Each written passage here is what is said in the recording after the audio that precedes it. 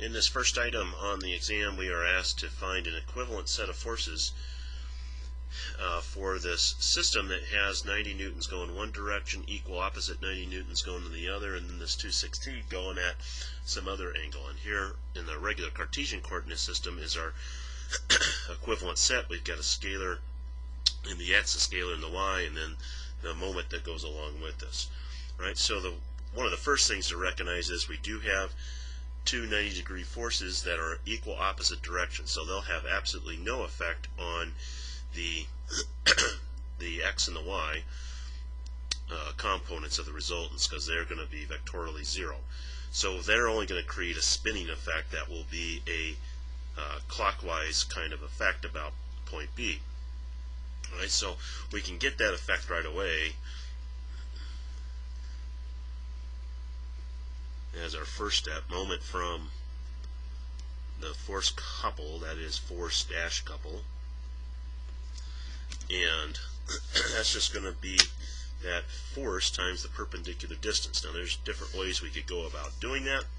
One of them would be to just break these into components where the distance that we've been given, the 600 millimeters plus the 450, are going to be the directly that perpendicular distance, because of course those little pieces are going to be right along that direction, or along that, right through that point B, so they're not going to have any particular effect. So that will be 90 newtons times cosine of 20 degrees, and then times this perpendicular distance, which is 1.05 meters, and that then is 90 times 20 cosine times 1.05, and that gives us 88.8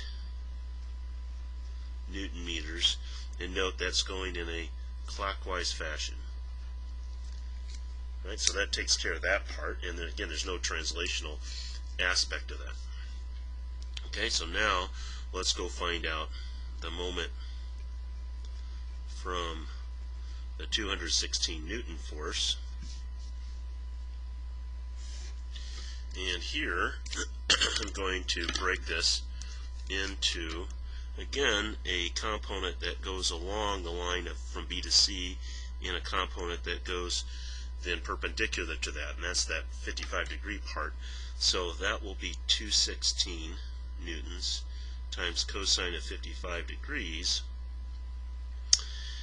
times then 0.45 meters, and that will be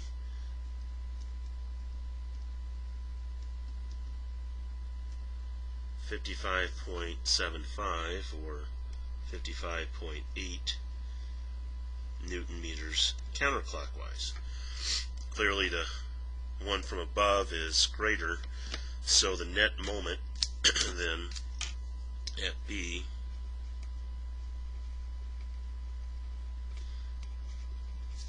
is just going to be then our, let's see, we've already set up here that counterclockwise is positive, so that net moment then at B is going to be minus 88.8 plus 55.8, or minus 33.0 approximately Newton meters, or well, that would be, given the coordinate system we've been given, that would be the answer for that part.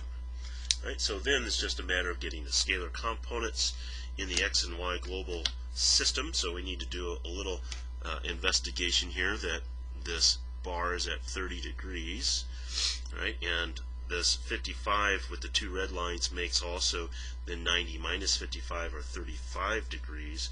So that means then our scalar components then for the force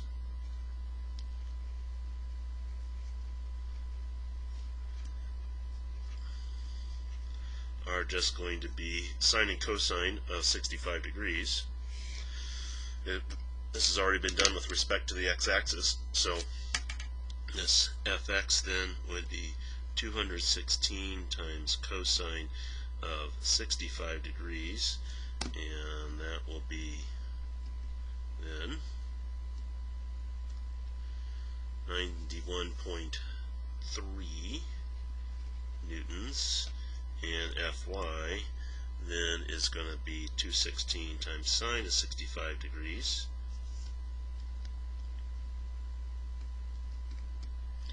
and that's 195.8 newtons.